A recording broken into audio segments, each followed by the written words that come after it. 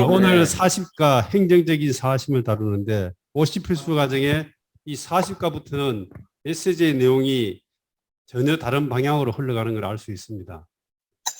이 그리스도인의 50필수 과정인데 앞에 전반부에는 거의 출신자들을 위한 부분도 있고 또 교회생활 오래 하신 분들에 대한 부분도 있지만은 특별히 지금부터 다루는 40장부터의 문제는 이것은 어떤 면에서는 여전히 교회생활 오래 했다 할지라도 이것이 무엇을 말하는지 모를 가능성이 굉장히 많은 깊은 부분의 내용들입니다. 이런 부분들을 우리가 다 이해한다고 사실 말하기도 어렵고 교통하기도 어려운 부분입니다. 저는 단지 그냥 개인적인 느낌 안에서 이 40장 이 내용을 보면서 내용이 알고 모르고 뭐 좋고 나쁘게 이러한 문제를 떠나서 워치만니 형제님은 어떻게 성경을 보면서 이러한 내용들을 읽어낼 수 있었는가? 이 자체가 저는 너무나 궁금해요, 그냥. 똑같은, 뭐, 사실은 다 외적으로 보면은 똑같은 민들이고 또 한 방면에서 주님을 사랑하는 한 지체인데 어떻게 형제님은 성경을 통해서 이러한 내용을 읽어낼 수 있는가? 아마 저는 평생을 성경을 읽어도 성경 안에 이러한 내용을 읽어내지 못할 겁니다. 그러므로 정말 이 특별한 주님의 이러한 종들을 통해서 우리에게 열어놓으신 이러한 메시지들이 가벼운 것이 아니고 정말 많은 대가와 공가를 지불해서 우리에게 도달한 것이라는 것을 한 번 더 저는 느낍니다. 그리고 이러한 내용들이 어떤 면에서는 이제 실제적으로 굉장히 엄중한 문제이고 한 방면에서는 그래서 이 은혜나 이런 문제가 아니라 이것은 의의 방면이죠. 그런 방면에 있어서 이런 부분 한 공과를 통과할 때마다 주님이 우리를 다 만지시고 우리를 통과해 가시길 원합니다. 아멘. 행정적이란 말은 뭔가 하면은 어떤 다스림, 통치의 원칙을 말하고 있습니다. 하나님은 그분의 왕국 안에서 어떤 통치를 갖고 계시는데 이러한 통치는 그분의 임의대로 마음대로 하는 것이 아니고 어떤 원칙과 어떤 룰이 있죠. 이것을 믿는 이들에게 공통적으로 적용하는 이러한 문제인데 이것이 그분이 믿는 이들을 대하는 방식입니다. 대하는 방식이 은혜로 대하는 방식이 있고 의로 대하는 방식이 있습니다. 은혜로 우리는 구원받고 많은 경우에 은혜로 하나님 우리를 대하지만 어떤 방면에서는 그분은 우리를 의로 대하십니다.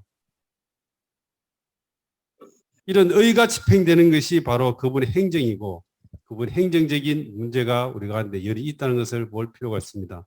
여기 계신 분들이 다만 나는 예수 믿고 천당 간다. 그것으로 난 만족하고 주님이 나를 믿기만 하면 모든 발 날 축복할 것이다. 이렇게 생각하고 교회 생활하고 주님을 믿는다면은 오늘 교통하는 이러한 내용들은 사실은 별 의미가 없습니다. 이것은 주님을 깊이 사랑하고 깊이 추구하고 또 주님을 위해서 자신을 헌신하고 우리 자신을 통해서 주님이 뭔가 하기를 갈망하는 사람들에게 해당되는 메시지죠. 아멘. 그러므로 정말 이러한 방면들이 달콤한 내용은 아니다 할지라도 우리에게 정말 강한 견고한 이러한 기초를 줄 수 있다는 데 대해서 이것을 추구할 필요가 있습니다. 이게 사하심, 제목은 행정적인 사하심인데 사하다는 것은 우리가 뭔가 잘못된 것이 있을 때 용서한다 이런 뜻이죠. 그죠? 아멘. 용서하시는 것에 있어서 성경에서는 4가지 종류의 용서하심이 있습니다. 우리 개요에 있지만은 4가지 종류. 첫 번째는 영원한 사하심. 두 번째는 이름을 빈 사하심이죠. 세 번째는 교통의 사하심. 네 번째가 바로 행정적인 사하심입니다. 이 앞에 세 부분에 있어서는 우리가 익숙할 겁니다. 그리고 기독교 안에 이러한 내용들에 대한 메시지들이나 내용들은 많이 있죠. 그러나 행정적인 사하심, 이러한 메시지들을 저는 다른 데서 들어본 적도 없고 책을 본 적도 없습니다. 그러나 오늘 우리가 다루는 것은 앞에 있는 이러한 3가지 내용이 아니고 중심은 바로 행정적인 사하심입니다. 이 행정적인 사하심을 알기 위해서 이것이 이란 앞에 있는 세 가지의 내용과 어떻게 다른가를 먼저 좀 알 필요가 있죠. 먼저 이 부분에 있어서 우리 이완 행정님께서 먼저 교통을 좀 먼저 해주시고 또 보충해서 교통하겠습니다. 아멘. 그렇습니다. 성경에는 이렇게 네 가지 사심이 있습니다. 첫 번째가 영원한 사심이고, 두 번째가 이름을 빈 사심, 곧 교회를 통한 사심이고, 세 번째가 교통의 사심, 그리고 네 번째가 행정교통하신 것처럼 행정적인 사심입니다. 이 앞 세 가지는 아까 우리가 조금 전에 찬송가 불렀던 것처럼 값없이 생명과 뭐가 나오죠. 그것의 근거가 됩니다. 특별히 1번 첫 번째 거 영원한 사심이 그렇습니다. 이 영원한 사심은 주님께서 누가복음 24장 47절에서 이렇게 말씀하셨죠. 죄들이 용서받을 수 있는 회개가 예루살렘에서 시작하여 모든 민족에게 그리스도의 이름으로 선포될 것이라고 하였습니다. 아멘. 그리고 로마서 4장 7절에서도 이렇게 말합니다. 불법들이 용서받고 죄들이 가려진 사람들은 복이 있습니다. 이 영원한 사심 또는 영원한 용서는 우리가 구원받을 때 하나님께서 영단번에 우리의 죄를 마치 큰 바다나 깊은 웅덩이에 던져버리시고 다시는 보지도 않으시고 기억도 하지도 않으시는 이러한 사심입니다. 아멘. 이것을 우리는 영원한 용서라고 그러죠. 이것은 또한 하나님께서 직접 우리에게 용서하신 것입니다. 이것이 근거가 되어서 우리는 이 이름을 빈 사심이나 교통의 사심 여기에 이 가운데 있게 되는 거죠. 이 세 가지는 조금 전 행정인 교통처럼 주로 그분께서 우리를 은혜로 대하시는 거죠. 주로 아멘. 그렇습니다. 이거는 왜 그러냐면 이 세 가지 중에서 세 번째 것도 그렇고 우리가 우리의 죄들을 자백하면 그분은 미쁘시고 어려우사 우리의 죄들을 용서하신다 하지 않습니까? 이것이 왜 그렇겠습니까? 그분이 우리를 은혜로 대하시는 거죠. 이 정도면. 그러나 네 번째는 틀립니다. 제가 보니까 네 번째는 정말 너무 중요해서 처음에는 제가 이 네 번째를 하려고 그랬는데 이거는 제가 말해낼 수 있는 이러한 그런 분량 정도가 아니더라고요. 그래서 제가 행정님께 교통을 해서 1, 2, 3번을 하겠다고 그렇게 말씀드렸습니다. 1번 영원한 사심. 이건 제가 읽겠습니다. 우리가 구원받을 때 하나님이 영단번에 우리의 죄를 마치 큰 바다에 던지고 다시 보지 않는 것처럼 영원히 사하신다. 이것이 영원한 사심입니다. 아멘. 그래서 우리가 익히 알기 때문에 로마서 2번으로 들어가겠습니다. 이것도 제가 읽겠습니다. 이름을 빈 사심. 이것은 또 다른 말로 하면 교회를 통한 용서입니다.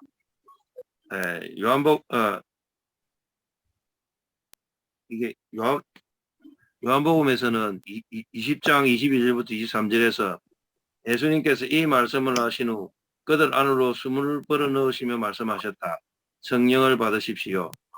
여러분이 누구의 죄를 용서해 주면 그들이 용서를 받을 것이고 아멘. 누구의 죄들을 그대로 두면 그들의 죄들이 그대로 남아있을 것입니다. 아멘. 주님은 교회가 사람의 죄를 용서하는 그릇으로서 이 땅에서 그분을 대표하도록 그분의 성령을 교회에게 주셨다.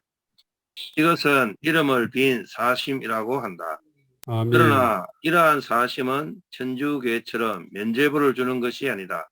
이러한 판단은 전적으로 성령의 권위 아래 있기 때문이다. 아멘. 바로 이것입니다.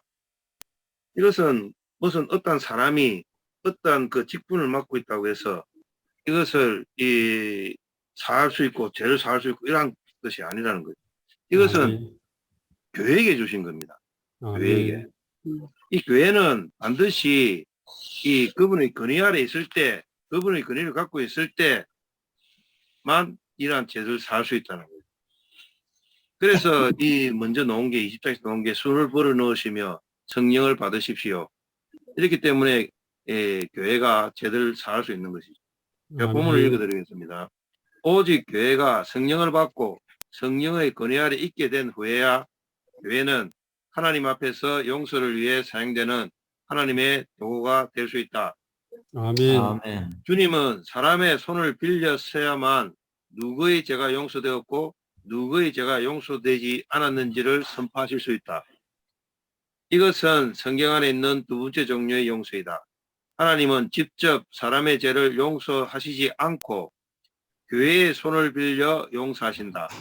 앞에서 말한 영원한 용서는 하나님께서 사람의 죄를 직접 용서하시는 것이고, 여기서 말한 교회를 통한 용서는 하나님께서 사람의 손을 빌려 어떤 이의 죄가 용서받았다는 것을 선포하는 것이다. 아멘. 아멘. 이것을 이름을 빈 사심입니다.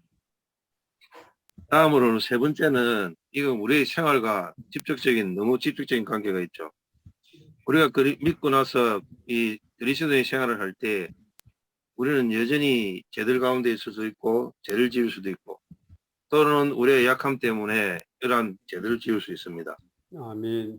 이럴 때 우리의 생명에서의 문제, 그러니까 이게는 전혀 문제가 없습니다. 부자지간에 자제가 잘못했다고 해서 그 생명이 끊어지는 것, 그런 것은 아니죠. 아멘. 그러나 아멘. 이 아버지와 아들 사이에 그 죄 때문에 아들 사이에 교통에는 문제가 생길 수 있다는 거죠. 그럴 때 이 교통의 사심을 다시 교통을 회복하기 위해서 우리는 어떻게 해야 되는가가 이 교통의 사심에 나와 있습니다. 요한일서 1장 7절 이 부분도 제가 읽겠습니다. 그러나 하나님께서 빛단에 계신 것 같이 우리도 빛단에서 행하면 우리 서로 교통을 갖게 되고, 그분의 아들 예수님의 피가 우리를 온갖 죄에서 깨끗하게 합니다. 아멘. 그렇습니다. 아멘. 우리가 서로 교통을 갖고 있을 때는 문제가 하나도 없죠. 그런데 여기에 우리의 죄가 끼어듭니다. 우리가 죄가 지었을 때, 이때 이 흐름, 곧 교통에 문제가 생긴다는 거예요. 아멘. 그럴 때 아멘. 우리는 어떻게 해야 됩니까? 우리가 잘 알고 있죠. 이거는 우리의 죄를 철저히 자백해야 합니다. 아멘. 그럴 때 그분은 참으로 기쁘시고 어려워서 우리의 죄들을 다 용서하신다는 거예요. 아멘. 아멘. 이럴 때 다시 그 교통이 회복되게 되죠. 아멘. 아멘. 아멘. 참으로 우리가 주님을 믿고 하나님의 자녀가 된 사람에게 때때로 필요한 하나님의 용서입니다. 아멘. 우리는 주님을 믿고 그리스도인이 되어서 영원한 용서를 얻은 후에도 때때로 죄를 범하고 주님 앞에서 약하며 문제를 갖게 되기 때문에 이러한 문제가 발생되는 거죠. 이러한 사심이 필요한 겁니다. 아멘. A번은 제가 읽겠습니다. 생명의 특징은 교통하기를 좋아하는 것이다. 아멘. 모든 생명은 자신을 보존하고 오래 살려고 하는 본능과 생명의 교통이 단절될까봐 두려워하는 것이 있다. 사람도 생명을 보존하고 교통하기를 좋아한다. 아멘. 아멘. B번입니다. 생명의 교통에는 문제가 생길 수 있다. 주님의 보혈로 우리를 구원하심으로 우리가 영원한 구원을 얻었지만, 그러나 한 가지, 우리가 죄를 지었다면 교통에 문제가 생길 수 있다. 아멘. C번입니다. 우리는 이 C번은 우리에게 항상 있어야 될 것입니다. 내가 양심에 끓이끼는 게 항상 하나도 없고 주님과 늘 교통 가운데 있다면은 이것은 전혀 문제가 되지 않겠죠. 그러나 그렇지 못할 때 우리는 이 C번을 반드시 이 C번이 우리의 실제가 되어야 합니다. 하나님과의 교통을 어떻게 회복하는가? 요한일서 1장 9절입니다. 우리가 우리의 죄들을 자백하면 하나님은 신실하시고 어려우셔서 우리의 죄들을 용서하시고 모든 불의에서 우리를 깨끗하게 하실 것입니다. 아멘. 아멘. 이것이 우리가 두 번째 불렀던 찬송가죠. 그렇습니다. 우리가 두 번째 불렀던 228장이었습니까? 아멘. 아멘. 맞습니다. 아마 아멘. 형제자매님들은 다 그 228장이 참으로 형제자매님들 속에서부터 실제가 되었을 때가 있었을 것입니다. 아멘. 그리고 여전히 그것이 우리에게 실제가 되기를 원합니다. 아멘. 예. 하나님의 자녀가 죄를 범했다고 해서 더 이상 하나님의 자녀가 아닌 것은 아니지만 죄로 인해 하나님과의 교통을 잃게 될 것이다. 아멘. 그러므로 아멘. 교통을 회복하기 위해 죄를 시인하고 자백할 때 교통을 회복할 수 있다. 아멘. 아멘. 아멘. 이름을 찬양합니다. 아멘. 아멘. 아멘. 아멘. 이제 올 주제인 행정적인 사심에 대한 부분을 좀 교통을 할 필요가 있습니다. 아멘. 우리가 어떤 잘못을 할 수 있죠. 잘못을 할 수 있는데 잘못을 하고 난 이후에 주님께 회개합니다. 그러면은 우리가 어떤 잘못을 한다 할지라도 하나님은 그것을 용서하십니다. 용서하시는데 그러면 용서하면 됐지. 그것은 끝난 것이 아닌가. 그러나 끝나지 않은 한 가지 문제가 남아 있습니다. 예를 하나 들어보면은 저도 아마 이런 체험이 있는데 어릴 때는 우리 어릴 때는 먹을 게 사실은 귀했잖아요. 그래서 조금 맛있는 것이 있거나 귀한 것이 있으면은 항상 찬장이나 아니면 높은데 보통 올려놓습니다. 그렇죠, 그죠? 높은데 올려놓든지 손이 안 자는 높은데 올려놓든지 아니면은 집중한 데 넣어놓죠. 어머니가 이 찬장 같은 깊은 곳에다가 뭔가 이렇게 꿀이라든지 맛있는 것을 이렇게 넣어놓습니다. 그리고 난 이후에 일을 하러 가든지 시장을 가든지 어떻게 집을 비웠습니다. 그러면은 이 애가 여기에 꿀이 있는 걸 알고 이것을 훔쳐먹죠. 그러면은 이제 부모님이 와서 이것을 보면은 먹은 것을 손을 댄 걸 즉시 알잖아 이거죠. 그리고 이 애는 이것 때문에 마음에 질립니다. 그렇게 해서 이제 부모님한테 용서를 빌죠. 어머니, 내가 이 꿀을 몰래 먹었습니다. 이렇게 합니다. 그러면은 꿀 좀 먹었다고 뭐 어떻게 때려 죽이겠어요? 어떻게 그죠? 됐어. 네가 먹었을 때 됐어 하고 이렇게 용서하죠. 그런데 한 번은 용서합니다. 이 먹은 것에 대해서는 용서를 하죠.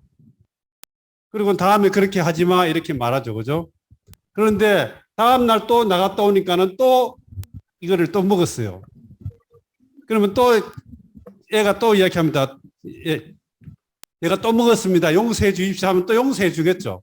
그런데 그 다음 날 어머니가 이제 부모님이 집을 나갈 때는 어떻게 합니까? 여기다가 문에다가 자물통을 딱 채워놓고 나갑니다. 이 두 번을 훔쳐 먹은 데에서 용서했지만은 이제는 어떻습니까? 쟤는 용서했지만은 그 애를 다루는 방식이 바뀌었다는 거예요.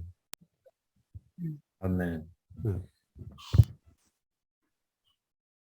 이게 채워놓죠. 이게 채워놓는 이것이 뭔가 하면 그분의 행정이고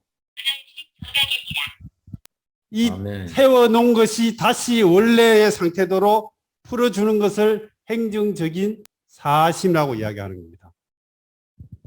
그러면은 부모가 볼 때는 분명히 이렇게 이거를 잠가놓지 않으면은 얘가 계속적으로 이러한 꿀을 훔쳐먹는 일을 반복할 것이기 때문에 부모는 이것을 열쇠를 잠가놓는 것입니다. 그러면 이것은 방식이 이제는 바뀌었다는 거예요. 아멘. 그런데 이 부모가 그러면 이 자물쇠를 잠가놓는 것을 부모는 언제 이것을 풀어주겠습니까? 언제 풀어주는가 하면은 부모가 볼 때는 얘가 이제는 더 이상 이 자물쇠를 잠그지 않고 열어놓는다 할지라도 더 이상 꿀을 먹지 않겠다는 확신이 들 때가 돼야지만이 이것을 풀어놓는 거예요. 그런데 이 자물쇠를 잠겼다고 해서 얘가 이 잘못이 용서되지 않은 건 아니지만은 그 행위로 말미암아서 꿀을 훔쳐먹은 그 행위로 말미암아서 그에게는 뭐가 오는가 하면은 이 장롱에 자물쇠를 잠궈지는 이러한 행정적인 문제가 그에게는 발생했다는 겁니다. 이것은 뭘 말하는가 하면은 우리가 어떤 잘못을 짓든지 간에 그분께 나가서 용서를 구하면 하나님은 용서해 주십니다. 왜? 그것은 성경의 말씀이거든요. 그러나 어떤 방면에 있어서는 용서는 받았지만은 하나님이 우리를 대하는 방식에 있어서는 바뀌었다는 것을 알 수 있습니다. 아멘. 이것이 바로 그분의 행정이죠. 그리고 아멘. 이러한 행정이 우리에게 올 때가 있는데 이것이 올 때에 그 다음에 문제는 언젠가는 이러한 행정이 왔을 때에 이것이 우리 가운데에 사함을 받아야 되는 문제가 발생되는 것입니다. 이러한 사함을 받는 문제가 생기지 않는다면 나는 항상 어떤 부분에 있어서는 어떻게 됩니까? 항상 거기에 있어서 눌림이 있게 되죠.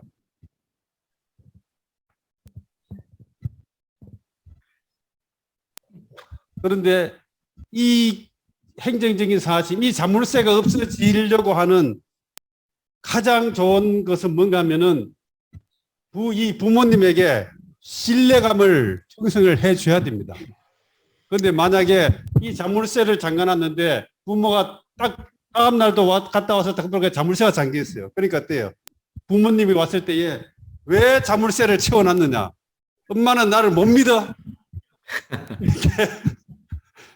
이렇게 막 따지거나 이렇게 한다면 부모는 어떻게 해요? 점점 더 이 자물쇠가 잠겨지는 기간이 길어지겠죠. 그런데 얘가 이것을 가지고 볼 때마다 마음에 돌이킴이 있고 뉘우침이 있어서 이렇게 한다면은 부모는 이 상태를 보고 난 이후에 언젠가는 이것을 열어줘야 되겠다고 이렇게 생각할 때가 올 것이란 겁니다. 그럼 우리 이런 방면에 있어서 우리에게 특히 성경에는 이러한 행정적인 문제가 있고 이러한 행정적인 문제에 사심이 있다는 것을 기록되어 있다는 걸 볼 수 있습니다. 문제는 우리는 행정적인 문제에 이러한 것에 들어갔을 때에 어떻게 하면 사심을 받는가 이것이 문제죠. 첫 번째 가장 좋은 것은 이런 하나님의 행정 안에 들어가지 않는 것이 가장 좋고 두 번째 들어갔다면은 우리는 어떻게 해야 되는가 지금 이 부분을 다루는 것입니다. 자, A번 읽겠습니다. 하나님의 행정적인 사심이란 무엇인가? 행정적인 사심은 앞에 세 가지 경우와 다른 방면이다. 우리가 잘못할 때 죄는 자백하면 용서되고 교통도 회복되지만 하나님께서 우리를 대하는 방법은 변하게 된다. 죄를 지은 것 때문에 우리에게 어떤 종류의 제한이나 징계가 올 것이다. 우리가 더 이상 동일한 잘못을 행하지 않는다면 하나님의 징계와 제한과 징계가 우리로부터 사라지는데 이러한 사함을 행정적인 사함이라고 한다. 아멘. 이 부분은 어떤 면에서 좀 이렇게 이해하기 어려운 부분이죠. 왜냐하면 하나님은 은혜로우시고 우리의 모든 것들을 다 용서하시는 분이시고 또 한 면에서 기억도 하지 않는다고 하시면서 또 한 면에서는 왜 이 뒤끝이 있어서 우리를 제한하는가. 그죠? 그러나 성경은 이러한 방면에 있어서 또 기록되어 있습니다. 2번 보면은 사람은 무엇을 심으면 무엇을 거두게 된다. 결국 이러한 행정적인 이러한 문제는 우리가 무엇을 한 일 때문에 상기나는 거죠. 예를 들어서 자녀가 이 농안에 있는 이 꿀을 훔쳐 먹지 않았다면은 부모가 계실 때에 제게 꿀 좀 주세요 해서 먹었다면은 그에게는 이러한 자물쇠가 필요 없을 것인데 문제는 그가 어떤 종류의 일을 했기 때문에 이러한 일이 생긴 거예요. 마찬가지로 우리가 어떤 종류의 행동을 했기 때문에 우리에게는 어떤 종류의 제한이 가해지는데 이것이 바로 우리가 무엇을 심으면 무엇을 거두게 되는 것입니다. 우리의 행동이 없다면 그 결과도 그러하다. 이것이 하나님의 법칙이요 행정이다.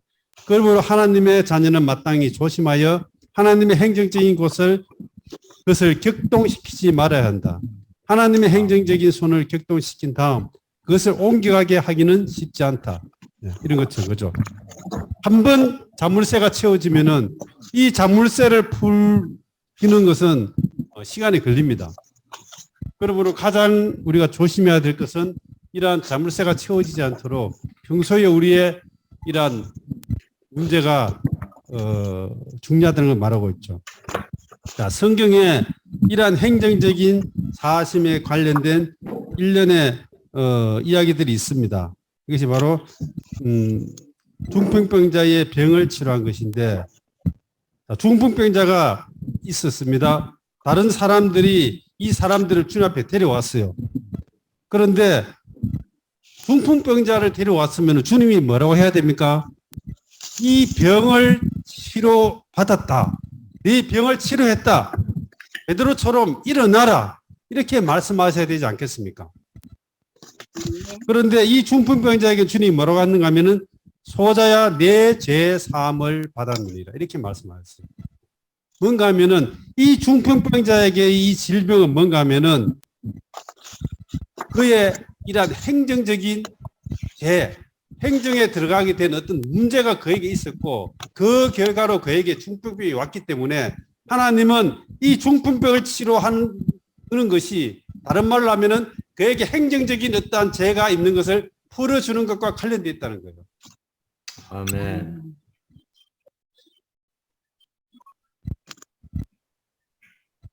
그러므로 그에게 있어서는 어떤 행정적인 문제가 있었고 이러한 문제들이 중풍병으로 나타났고 이러한 행정적인 제3을 받았을 때에 그에게 있는 중풍병은 치료되었습니다. 만약에 그가 네. 이런 행정적인 죄의 문제가 없었다면은 다시 말하지만 그는 그냥 주님이 치료한 방법이 여러 가지 있잖아요. 그죠? 그냥 말로도 치료했고 뭐 이렇게 진흙을 이겨서도 치료했고 그다음에 하여간 여러 가지 방법으로 치료하시는데 이 경우는 특별하다는 거죠. 특별한 이 경우는 뭔가 하면은 네 죄가 사해졌다. 이 말은 바로 그에게는 하나님의 행정의 손을 가져온 뭔가가 그에게 있었고 그것을 주님이 사해 줬기 때문에 그는 그냥 중풍부에서 해결될 수 있었습니다. 아멘. 아멘. 2번에 보면은 야고보서 이런 말씀이 있습니다. 여러분 가운데 병든 사람이 있습니까? 그런 사람은 교회의 장로들을 청하십시오. 그리고 장로들은 주님의 이름 안에서 그에게 기름을 바르며 그를 위하여 기도하십시오. 믿음의 기도는 병든 사람을 구원할 것이며 주님은 그를 일으키실 것입니다. 만일 그가 죄들을 지었다면 용서받을 것입니다. 네, 다시 말하지만은 질병이 일어나는 많은 원인 중에 하나는 죄의 문제가 있는데 이 죄는 특별히 행정적인 죄에 관련된 문제입니다. 이 부분은 하나님이 이러한 것을 풀어주지 않는다면 해결될 수 없는 문제죠. 우리가 질병의 부분을 교통했지만은 여러 가지 문제 때문에 질병이 오는데 그 중에 하나는 하나님의 행정을 범해서 나타나는 질병이 있다는 겁니다. 이러한 질병은 세상적이거나 다른 약물이나 이런 것을 치료받을 수 없는 문제죠. 이것은 하나님의 손에 달린 문제입니다. 그러므로 이 장로들을 청해서 그에게 기름을 바르고 몸무의 대표로서 몸의 머리신 주님께 이것을 사해 달라고 이 문제를 해결해 달라고 기도할 때에 주님은 이러한 것을 들어주신다는 것입니다. 아멘. 네. 이것도 행정적인 문제죠. 왜냐하면은 하나님의 행정이 있고 교회도 하나님의 행정이 있습니다. 그리고 이러한 행정을 집행하는 사람들이 장로들이기 때문에 하나님은 이러한 행정을 장로들을 통해서 집행할 수 있다는 겁니다. 아까 또 하나 이제 이 비슷한 문제인데 교회에게 죄를 용서해 주는 이러한 권위가 주어졌다. 이 부분을 잘못하면은 큰일이 생기는데 이것이 바로 가톨릭입니다.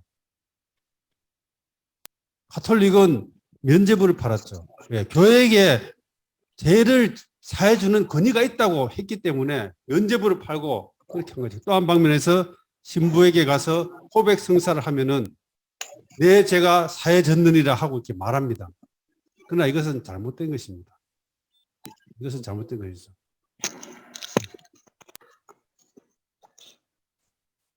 그러면은 이 땅에서 교회가 사할 수 있는 이러한 죄들, 이런 것은 무엇인가?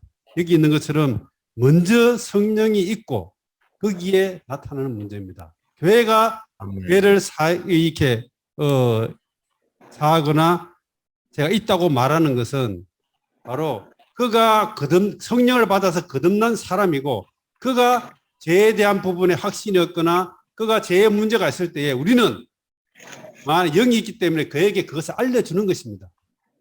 예를 들어서 각 구원받은 사람이 자기의 죄가 지금 해결된지를 몰라요. 그러면 우리는 체험 가운데 알잖아요. 그러면은 형제님의 죄는 사해졌습니다. 이렇게 교회가 확증해 줄 수 있다는 거예요. 이런 확정을 해주고 그 다음에 뭡니까? 침례를 주죠. 이것이 확정이 안 되면 어떻게 침례를 주겠습니까? 그리고 그를 주님의 상으로 인도하죠. 이런 방면인데 여기에서도 또 다른 방면의 문제는 어떤 사람이 이미 구원받은 사람이 그가 어떤 질병 가운데 있을 때에 모든 질병이 그런 것은 아니지만은 그가 하나님의 행정을 건드려서 행정적인 문제 때문에 죄 때문에 그가 어려움이 발생했다면은 교회를 대표하는 하나님의 행정을 가지고 이 땅에서 집행하는 교회의 장로들은 이러한 행정적인 문제를 가지고 주님께 용서를 구하고 주님은 이러한 것들을 통해서 그를 용서해 줄 수 있다는 것을 말하고 있습니다. 아멘. 2번입니다. 어떤 질병은 하나님 앞에서 죄의 결과이며 이러한 질병은 하나님의 행정과 관련이 있다. 죄를 자백하고 교통은 회복되었을지라도 하나님의 행정적인 손은 여전히 머물고 있을 때 교회 장로들이 와서 머리의 간주가 그에게 흐르도록 기름 붓듯이 그 형제의 죄를 사해 주시도록 기도하는 것이다. 그러므로 우리는 어떤 문제에 있어서는 어떤 형제가 질병이 들었다든지 질병이 들었고 뭔가 문제가 생겼을 때에 한면에서 우리는 교회 장로들을 불러서 머리에 안수함으로 이러한 질병들을 치료할 수도 있는 것입니다. 모든 게 다 그런 것은 아니지만 그런 경우도 있다는 것을 말하고 있습니다. 자, 그러니까 구약에서는 이러한 하나님의 행정이 어떤 식으로 실제적으로 이렇게 집행되었는가 이 부분을 이야기하는 곳이 몇 군데 나오는데 첫 번째가 다윗의 방면이죠. 다윗. 우리가 다 알듯이 다윗은 하나님 앞에서 정말로 합당하고 올바른 사람이었는데 그가 일생 동안 잘못한 것이 있었는데 첫 번째는 우리아의 아내를 취했고 두 번째는 우리아를 살해한 겁니다. 그럴 때에 선지자 나단이 와서 다윗에게 말했죠. 다윗에게 그 죄를 지적했을 때 다윗은 거기에 대해서 어떤 변명이나 어떤 것도 하지 않고 바로 주님께 엎드려졌습니다. 그리고는 주님께 용서를 구했죠. 그럴 때에 주님은 선지자 나단을 통해서 그 죄를 사했다는 것을 말해줍니다. 죄는 사해졌는데 또 다윗에게 하나님의 말씀하심이 있죠. 네 죄는 사해지고 교통은 회복되었지만은 이 일 때문에 네 집에는 칼이 멈추지 않을 것이고 내 아내들은 백주에 겁탈당할 것이고 그리고 이 우리의 아내인 바세바가 낳은 그 아들은 죽을 것이다. 이러한 것이 그에게 왔었습니다. 이것이 바로 하나님의 행정이죠.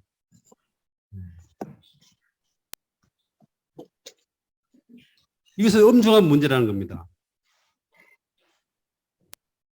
그러므로 용서하는 것과 이러한 하나님의 행정의 징계가 있는 것은 별개의 문제라는 겁니다. 용서받았다고 해서 다 해결되는 거 아니고 어떤 방면에 있어서 어떤 것들은 하나님은 용서해 줬지만은 그러나 그에 대한 행정적인 징계가 자물쇠가 채워지는 이러한 일들이 우리 그리스도 생활에 있다는 겁니다. 그러므로 가능하면은 이러한 징계가 오지 않도록 우리는 해야 되겠죠. 아멘. 또 한 방면에서 모세와 아론이 머리바에서 반석을 치는 문제가 있었습니다. 이스라엘 백성들이 목이 말라서 하나님을 원망하고 모세가 원망할 때 하나님은 반석을 치라고 반석에게 명하라고 이야기했죠. 반석에서 명해서 물을 내도록 이야기했는데 모세와 아론은 화가 나서 반석을 쳐서 하나님의 행정, 하나님의 이러한 영광을 손상시켰습니다. 그 일에 있어서 하나님은 전혀 화를 내지 않았습니다. 왜? 백성들이 목이 마르기 때문에 물을 돌로 하는 건 당연한 것이잖아요. 그런데 인도하는 모세와 아론은 그것 때문에 화가 났어요. 왜? 자꾸 보채니까는 짜증이 났죠. 그러므로 하나님은 화를 내지 않았지만 그들은 화를 냈습니다. 그러므로 그들은 하나님의 행정을 범했습니다. 그리고 이 반석은 그리스도를 예표하는데 이 반석을 두 번 침으로 이것은 주님이 한 번 죽으셔야 되는데 두 번 친다는 건 뭐예요? 두 번의 문제가 생기죠. 여러분 이거는 하나님의 이러한 경륜적인 문제에서도 심각한 뭔가를 만들었습니다. 그럼 하나님은 이러한 사항들을 하나님은 그대로 놔두지 않았죠. 물론 모세와 아론을 하나님 용서하셨습니다. 그러나 이 일 때문에 모세와 아론은 적과 꿀이 흐르는 좋은 땅에 들어가지 못했습니다. 이것이 바로 그분의 행정적인 죄의 문제입니다. 또 한 방면에서 이스라엘 백성들은 이 적각 뿌리는 땅으로 바로 입구까지 가서 그때 12정탐꾼을 보냈습니다. 그리고는 그 정탐꾼들이 갖고 온 그 두 사람이 들고 온 큰 포도 이러한 그 열매를 보았죠. 말 그대로 적각 뿌리는 땅이었잖아요. 그러나 그들은 그 땅에 거대한 안옥자선들을 보고 난 이후에 그들의 마음이 녹아서 그들은 그 땅에 가지 않겠다고 하나님을 거스렸죠. 그 이후에 즉시 그들은 다시 주님께 돌이켰습니다. 우리가 잘못했습니다 하고 돌이켰는데 하나님의 행정은 어떻습니까? 그 때에 그 사람들이 광야에서 다 쓰러져 죽을 때까지 40년 동안을 이스라엘 백성에게는 하나님의 행정의 손이 머물고 있었다는 겁니다. 아멘. 그들의 행위는 용서했지만은 그들의 불신으로 말미암아서 하나님의 징계, 하나님의 행정은 그들에게 남아 있어서 여호사와 갈렙 외에는 그 땅에서 다 죽었습니다. 이것이 바로 하나님의 행정입니다. 그러므로 우리는 이러한 하나님의 행정 안에 이러한 제 안에 들어가지 않기를 최선을 다해서 우리는 조심해야 하죠. 그러나 문제는 그러한 문제가 우리 일생 가운데 생겼다면은 또 한 방면에서 어떻게 해야 되는가, 이 문제를 지금 우리를 다루고 있습니다. 저는 이러한 비슷한 체험인지 모르겠지만은 제게도 한 번에 하나님이 이러한 다루심이 있었습니다. 그래서 잠깐 이야기했지만은 한번 건강에 심각한 문제로 인해서 한 달을 병원에 입원해야 되는 상황이 있었는데, 그때 우리 애들도 어렸고 우리 자매도 교회 생활에서 얼마 되지 않았고, 문제는 그러한 상황들이 외부에서 보면은 왜 저에게 그러한 상황들이 오는지를 다 이해하지 못한 상황이었죠. 왜냐하면 저는 죽기 살기로 교회 생활하고 주님을 섬기고 지치들을 돌보고, 정말로 저는 밥을 굶어가면서 그렇게 쫓아다니면서 교회 생활했는데 어느 날 갑자기 온 결과는 쓰러져서 병원에 눕는 것이었습니다. 그때에 제가 잠깐 이야기했지만 제가 주님 앞에 나가서 물어봤습니다. 주여, 저에게 왜 이런 일이 생겼습니까? 그때에 주님이 바로 이겁니다. 네 천연적인 손으로 내 간정을 붙잡을 수 없다. 우사처럼 네 천연적인 그런 열심과 천연적인 갈망으로 이 교회를 붙잡을 수 없다는 거예요. 저는 다른 말로 하면은 내 천연적인 손으로 그분의 교회를 세우려고, 붙잡으려고, 넘어지지 않게 하려고, 부흥시키려고 힘을 다해서 최선을 다하고 있었거든요. 그러나 그것이 하나님의 편에, 사람 편에 볼 때는 그것이 열심이고 굉장히 적극적이고 부담이 있고 하지만은 하나님의 눈에 볼 때 뭐예요? 그것은 바로 천연적인 것이고 한면에서는 하나님의 행정을 건드리는 문제였어요. 저는 그것을 알지 못했죠. 저는 다만 최선을 다해서 하기만 하면은 다 좋은 것이라고 생각했거든. 그러나 한번 그렇게 넘어지고 난 이후에 저는 한 달 동안을 병원에 있으면서 계속 주님과의 교통 안에서 이 문제가 어디서부터 왔는가를 계속적으로 기도했고, 결국은 그 문제를 저는 봤습니다. 그리고 주님께 돌이켰죠. 주님, 잘못했습니다. 제가 잘못했습니다. 주님께 용서를 빌고 했지만은 문제는 이러한 그 문제가 저에게 있어서는 떠나지 않았습니다. 그건 2년 동안 떠나지 않았어요. 어떻게 주님의 징계가, 주님의 이러한 행정이 저한테 왔는가 하면은 그 옛날에 많았던 그 주님과 교회에 대한 지체들에 대한 부담이 제 안에 하나도 없는 것을 깨달았어요. 어떻게 할 수가 없어요. 마치 차로 말하면은 배터리가 방전이 다 돼서 시동이 안 걸리는 거예요. 다시 예전처럼 태워내서 주님께 헌신을 하려고 하고 하려고 해도 더 이상 이제는 엔진의 시동이 안 걸리는 거예요. 어떻게 할 수가 없어요.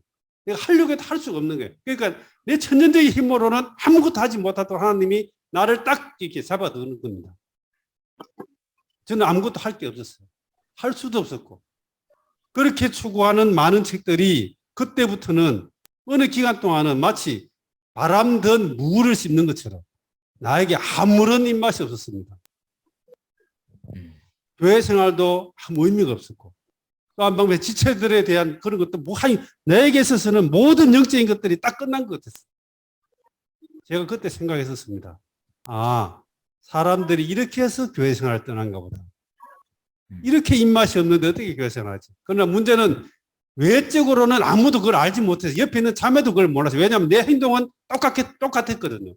집회는 모든 집회 다 참석하고 다 하지만은 내 내적인 상태는 완전히 고갈된 상태였어요.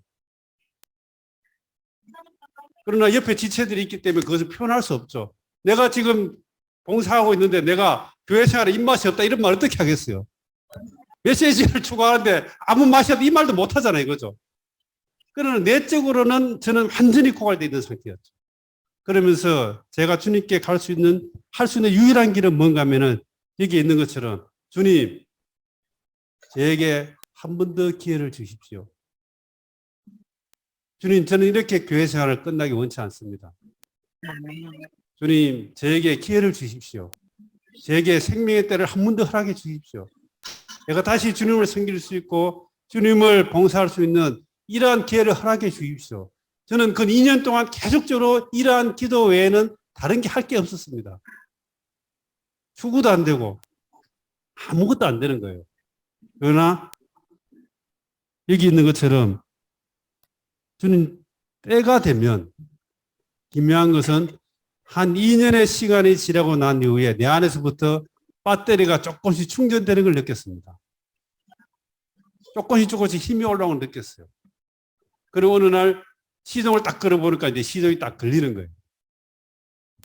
그렇게 해서 다시 한번 주님을 섬기는 이러한 길에 다시 한 번 더 노정에 들어왔었습니다. 그때 2년 동안 저에게는 마치 아무것도 없은 하나님이 안 계시는 것 같은 그 2년 동안이 저에게 있어서는 하나님의 행정에 이러한 제가 들어가 있는 그런 시기였습니다. 그때 만약에 내가 세상으로 빠지거나 만약에 다른 뭔가를 했다면 저는 교회 생활에서 아마 끝났을 겁니다. 그러나 여기 오늘 공과처럼 저는 주님께 필사적으로 나가서 주님 기회를 주십시오. 한 번 더 기회를 주십시오.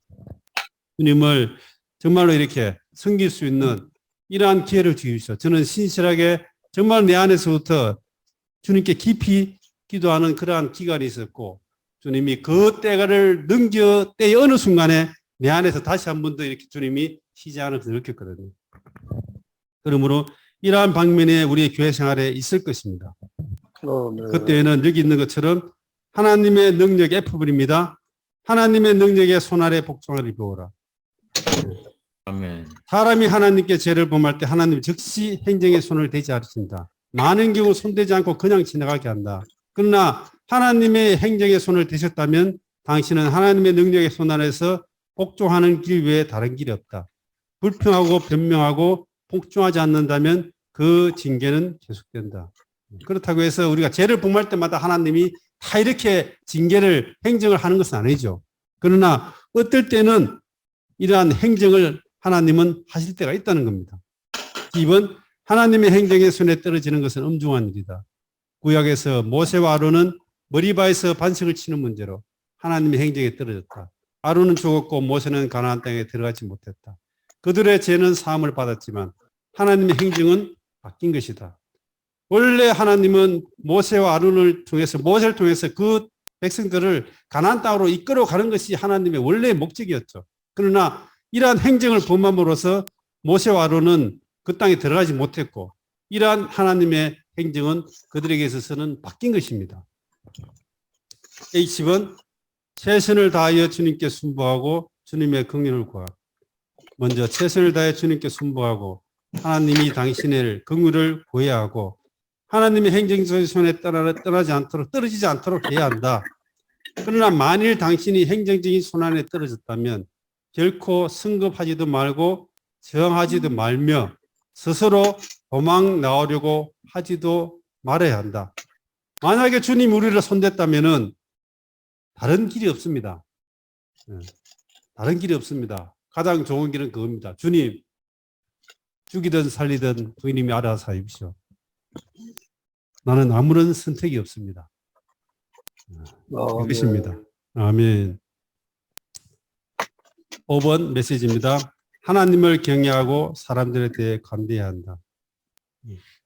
우리 주기도문에 이러한 것이 있죠. 우리가 우리에게 죄 빚진 사람들을 용서해 준 것 같이 우리의 죄를 용서해 주시며, 자, 내가 하나님의 이러한 행정에 빠지지 않기 위해서는 우리는 다른 사람에게 관대해야 합니다. 다른 사람들이 실수해서 죄를 짓고 약함이 있고 어려움을 당하는 경우가 있습니다. 그럴 때 우리는 어떻게 해야 됩니까? 또 어떤 사람이 나를 향해서 뭔가 잘못할 수도 있습니다. 그때에 나를 위해서 뭔가 잘못된 사람이라든지 아니면은 뭔가 결점이 있고 문제가 있어서 그가 어떤 징계를 받는 것을 우리가 볼 수도 있습니다. 그때 우리는 어떻게 해야 됩니까? 알아. 내가 언젠가 저렇게 될 줄 알았어. 내가 말은 하지 않았지만은 저렇게 될 줄 알았어. 이렇게 하면 안 된다는 겁니다. 우리는 그에게 긍휼을 베풀어야 합니다. 다음 방면에서 나에게 용서를 나에게 뭔가를 행한 사람들은 우리는 용서를 해 줘야 됩니다. 주님이 우리가 다른 사람들에 있어서 빡빡하게 대하고 관용을 베풀지 않고 관대하지 않으면 주님이 우리를 대하는 방식도 마찬가지입니다. 아멘. 우리가 다른 사람에게 관용을 베풀고 관대하게 한다면 주님이 우리의 실수가 있을 때에도 주님도 우리를 관대하게 대할 것이라는 거죠. 우리는 성경에 이런 부분이 있잖아요. 이거죠. 1만 달란트를 빚진 사람이 있는데 그가 주인에게 용서를 빌었습니다. 그럴 때 주인이 그를 용서해 줬죠. 그런데 그가 나가면서 100데나리온 자기가 빌려준 사람의 목을 붙잡고 갚으라고 이렇게 독촉하는 것이 있습니다. 그때 주인이 뭐라고 합니까? 다시 그를 붙잡아서 네가 1만 달란트를 갚을 때까지 옥에서 나가지 못한다. 이렇게 하는 예가 있죠. 그죠? 그런 것처럼 우리가 다른 사람을 대해서 관대하게 대하고 그를 이렇게 관용을 베풀고 은혜를 베푼다면은 우리의 실수가 있을 때 주님은 우리들 그렇게 대할 수 있다는 겁니다. 그러나 만약에 우리가 그렇게 하지 않는다면 하나님은 우리가 뭔가를 행했을 때 그래 너도 한번 맛 좀 봐라 하고 딱 우리를 이렇게 딱 붙잡을 때가 있다는 거예요. 이렇게 붙잡히는 순간 우리는 정말로 고난의 어떤 방면을 통과해야 되기 때문에 우리는 이러한 것에 있어서 정말 조심할 필요가 있습니다. 아멘. 당신이 어떤 일에서 다른 사람을 함부로 정죄하지 말라. 이것은 매우 엄중한 일이다. 우리가 다른 사람을 용서하지 않는다면 하나님도 당신의 죄를 용서하지 않으신다. 이것은 행정적인 사실과 관련된다. 그리스도인의 전생애가 하나님의 행정을 배우는 기간이다. 하나님을 경외하는 사람이더라. 하나님의 징계의 손을 격동해서 당신에 임하게 하는 것은 아무런 유익이 없다. 하나님이 우리를 행정적인 면에서 우리 붙잡는 것은 우리 그리스도 생활 가운데 별로 유익이 없다는 겁니다. 저는 요즘은 좀 관대한 사람이 됐습니다. 우리 김태욱 자매가 계시지만은 제가 한 번에 이 다룸을 당하기 전까지는 저는 정말로 감당하기 힘든 사람이었습니다. 제가 싫어하는 세 부류의 사람이 있습니다. 첫 번째는 직장에 와서 일을 대충 하거나 설렁설렁 하는 사람들 저는 견디지 못합니다. 저는 일을 안 시키면 안 시키지 대충 하려고 하는 사람들은 내가 용서하지 않습니다. 두 번째, 인간적으로 경우가 안 바른 사람 저는 용서 안 됩니다. 세 번째, 교회 생활하면서 대충 교회 생활하는 사람 저는 용납이 안 되는 사람이었어요. 회사 다닐 때도 예전에 첫 번째 있을 때 그때는 직원들이 제 앞에 오면은 마치 슬슬 기었습니다. 왜냐하면은 매일 뭐 했어? 매일 따지고 하고 쪼고 똑바로 안 했으면은 혼내고 나만 보면 다 피하죠. 그죠? 교회라도 마찬가지죠. 여기 강호천에 계시지만 제가 마산에 그때 제가 사실 쓰러지고 난 후에 마산을 떠났거든요. 그전에는 지체들이 저를 보는 것을 기뻐하는 사람이 별로 없었습니다. 저만 보면은 오다가도 이렇게 빙 돌아갈 정도로 그 정도로 쉽지 않은 사람이었는데 제가 그런 사람이기 때문에 주님이 저를 그렇게 다루셨어요. 그리고 그런 한 번 다름을 통과하고 난 이후부터 저에게는 뭐가 생겼는가 하면은 관대함이 생겼습니다. 그리고 다른 사람을 이해하는 사람이 생겼어요. 저는 그 전까지는 교회 생활이 힘들고 재미없고 뭐 눈이 입었다 이런 말을 이해하지 못했습니다. 그런데 내가 한번 그러한 2년 동안에 그러한 아무 감각이 없는 상태를 지나고 난 이후부터는 이제는 모든 지체들을 긍휼히 대하는 것을 배웠습니다. 사정은 다르고 뭐가 이 환경은 다르지만은 이럴 수도 있겠구나. 저럴 수도 있겠구나. 이렇게 저렇게 해서 이해하는 것을 배웠습니다. 네. 예. 이렇게 해서 저는 본과를 하나를 통과했죠. 그러므로 사람들을 대할 때에 우리는 관대함을 배워야 합니다. 요즘은 이용남 장님 계시지만 전 직장에 가면 직원들에 대해서 아무 말도 하지 않습니다. 가능하면은 말 안 하고 말 안 하려고 합니다. 그러므로 사람들이 저보고 무골 호일인 줄 알아요. 6번 겸손하라. 때가 되면 하나님의 행정의 손은 지나간다. 이게 중요한 건 때가 되면입니다. 이것은 내가 하는 것이 아니고 하나님이 묶어놨기 때문에 하나님이 내가 풀어줘도 될 만큼 때가 되면은 하나님은 풀어주십니다. 베드로전서 5장 6절입니다. 그러므로 하나님의 권능의 손 아래에서 겸손해지십시오. 때가 되면 하나님께서 여러분을 높이실 것입니다. 아멘. 만일 우리가 하나님의 징계의 손 아래 떨어졌다면 우리에게 임한 크고 작은 일들을 거역하지 않기를 배워야 한다. 때가 되면 하나님이 당신에게 출구를 열어줄 것이고 당신을 해방할 것이고 당신을 높이실 것이다. 저는 때가 되면 그 당시에 제가 제일 많이 기도한 것은 바로 그겁니다. 아브라함이 사라에게 왔을 때에 말씀하셨죠. 생명의 때가 내게 올 것인데 그때가 되면 내가 이삭을 낳을 것이다. 이렇게 했습니다. 사라에게는 생명의 때가 왔을 때 이삭이 나는 거죠. 때가 있습니다. 저도 계속 그렇게 기도했죠. 주님, 저에게도 생명의 때를 주십시오. 저에게도 생명의 때를 허락해 주십시오. 이삭을 잉태할 수 있는 이러한 때를 주십시오. 이렇게 기도를 많이 했고 하나님은 때가 될 때에 이러한 그분의 징계를 제게 거두가시고 저를 다시 한 번 더 일으키시고 저를 강화시켜 주시고 건강도 주시고 보너스로 건강까지 주셨습니다. 아멘. 아멘. 그러면 이러한 방면에 있어서 주님이 우리를 모두를 정말 긍휼로 대하길 바랍니다. 그리고 아멘. 누구도 이것을 맛볼 필요는 없습니다. 맛볼 필요가 없죠. 이것은 시간을 허비하는 것이고 그러나 주님이 어떤 경우에 우리가 이러한 심각한 문제가 있을 때에 주님이 이것을 우리를 그렇게 묶어 놓으실 때가 있는데 이때는 바로 이러한 원칙에 따라서 우리는 그분의 긍휼하심을 기다리고 정말 그분의 때를 기다리고 엎드려서 주님이 뭘 어떻게 하시든지 주님의 주권을 받아들이고 주님이 풀어주시기를 간절히 기도할 때에 주님은 때가 되면은 우리를 해방시켜 주실 것입니다. 이것이 바로 아멘. 하나님의 행정적인 사심입니다. 아멘. 아멘. 주님을 찬양합니다.